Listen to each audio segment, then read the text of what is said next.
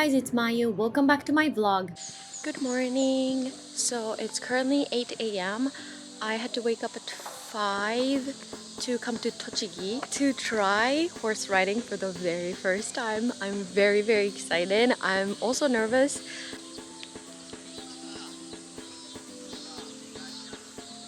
Look how cute my horse is with the blue cap. We couldn't film ourselves riding a horse, but it was so much fun and I feel like I really got along with the horses.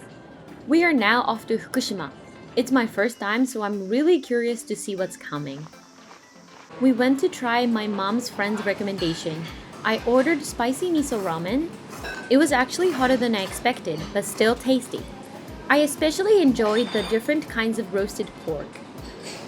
By the way, thank you guys so much for all the recommendations in Fukushima. We tried to visit as many places as we could. The first sightseeing spot is Abukuma Cave. I am already impressed and I haven't even been inside. This is massive.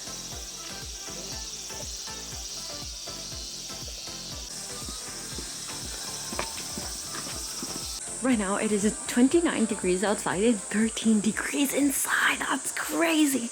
It's so cool. Even cold, it feels like I'm in a refrigerator. I freaking love this place. Nature is amazing. It's dripping everywhere. So nice. I like visiting caves in different places because the vibe is slightly distinct. I could see my breath, so I tried to capture it. This bell represents a sacred place for lovers, but I only brought my mom.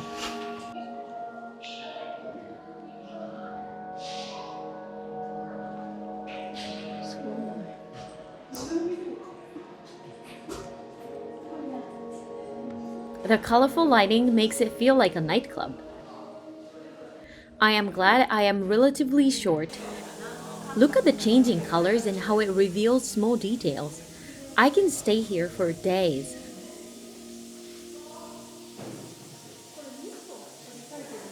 There was a small entrance to a secret room. They also matured some wine down in the cave.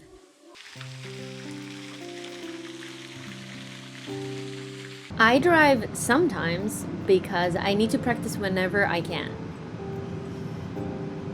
Next up is Nihonmatsu Castle ruins. It was very windy, but the view from the top was amazing and we decided to just chill for a while. Nihonmatsu Castle was home to the Niwa clan throughout most of the Edo period. The castle was designated a National Historic Site in 2007. I am super tired after driving for the first time in years. But it's literally just us here right now, and this is the best time to be here. So I feel refreshed and amazing. After the sunset, we drove for an hour just to try gyoza. It was late at night, but a lot of people were still waiting in line. There's a foot bath for the people waiting, but it was too hot outside for me to even try. We ordered the famous enban gyoza in half the size and pork stir fry. I could taste so many different ingredients at once. It was crunchy on the outside but very soft on the inside. I would definitely come back here in the future and try the full size.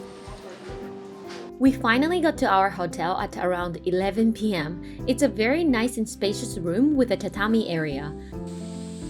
This is the hotel that I'm staying. In the morning, I went to Sanmangoku to buy the most famous souvenir in Fukushima, Mama Door. I tried it later and it was so good. Yay! It's so hot. I am dying. When we arrived at Bannai Shokudo to try Kitakata ramen, there were approximately 40 people waiting already. We had to wait in the sun, but it was 100% worth it. I normally don't go for simple ramen like this, but it tasted amazing. The broth was subtle but deep and it really won my heart through my stomach. After lunch, we went to Goshikinuma, 5 colored ponds. This is Bishamon Numa, the biggest lake. Goshikinuma soft cream. Going on hiking. Mount Bandai in the back. There's a 3.6-kilometer walking trail up to Lake Hibara. It's still very hot, but the breeze is so nice and I can feel the amazing nature.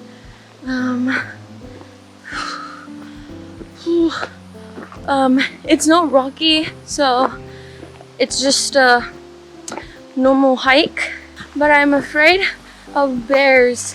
I don't have anything to fight them. This is supposed to be red, called Akama Pond. This monument represents the very first example of disaster relief activities in peacetime implemented by the Red Cross worldwide.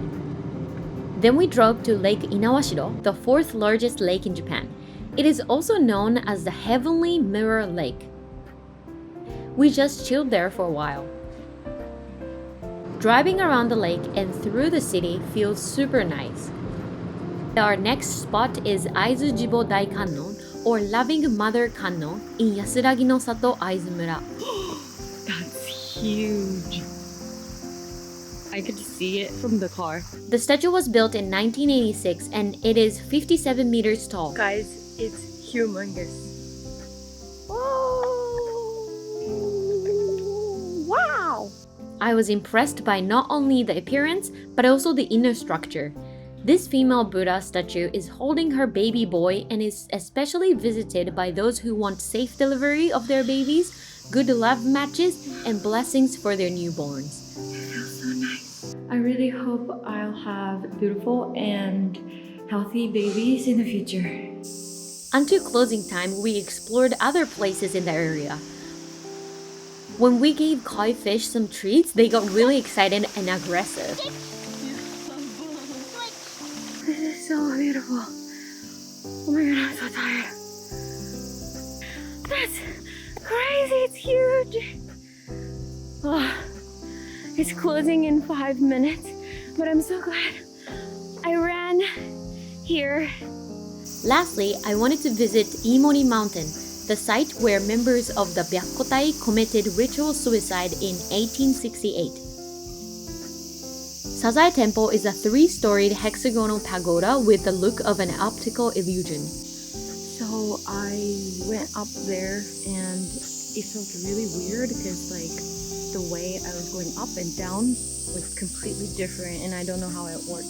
That was a really weird experience. If you're ever around here, you should definitely go in there. So many mushrooms.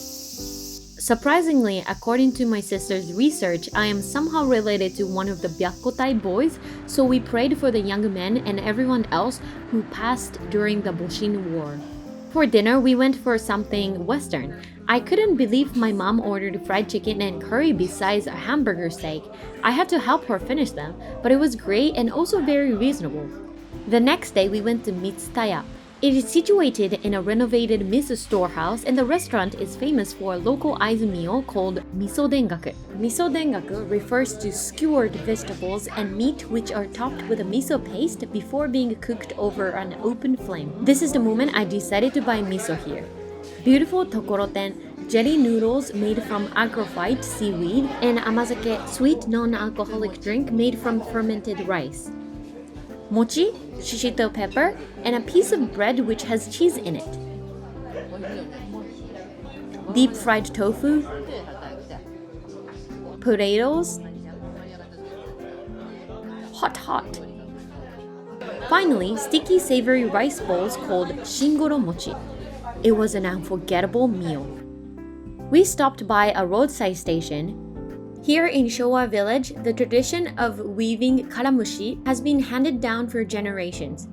Today we're going to try farming for a few days. They use no chemical substances, so it's all natural. I'm really excited to try and see the place and just experience what I've never done. We are now heading to Munokai. This is their paddy. These are their plum trees. They offered some watermelons before we started farming. Now I am pinching a perilla. Pinching encourages plants to branch out along the stem to become fuller and more bushy. You're supposed to remove the top of the main stem, which results in growing 2 new stems from the leaf nodes below the pinch. Froggy! My fingers are stained. We couldn't finish the whole field, but we'll continue another day because it was getting late. It is currently 5 in the morning. I'm so sleepy. We already start working on negi, some leeks. So the next day, we worked on getting rid of the weed. After a few hours, my back started hurting because of this posture. I've uploaded a video interviewing my friend, a farm member, on my main channel, so please check it out. I harvested some blueberries before lunch. Every meal is fresh and amazing at Munokai. I feel blessed to be there. In the afternoon, farmers from different towns came to go on a tour, so I got to join them. Unfortunately, it started raining and we had to go back inside for some talks. Good morning, and it's currently 6 a.m. and we're working on the same thing as the day one. We were able to finish the rest of the perilla field before we left the farm. We came across Ouchi Dam before visiting Ouchi-juku. This village boasts thatched roof houses from hundreds of years ago. It was established under the post-station system of the Edo period and played a vital role as a rest stop for travelers. For lunch, we went to Yamamoto-ya. The restaurant's authentic handmade soba noodles are created with a homemade flour stone milled from locally grown buckwheat. Walnut soba is their signature dish. It was my first time trying it, but I loved the flavor and texture. We also ordered yakidango dumplings broiled at the front of the shop. All of them were fantastic. Suddenly, it started pouring. On the way back to Tokyo, we stopped at a service area for dinner. This is the end of this vlog. Thank you so much for watching and see you next time!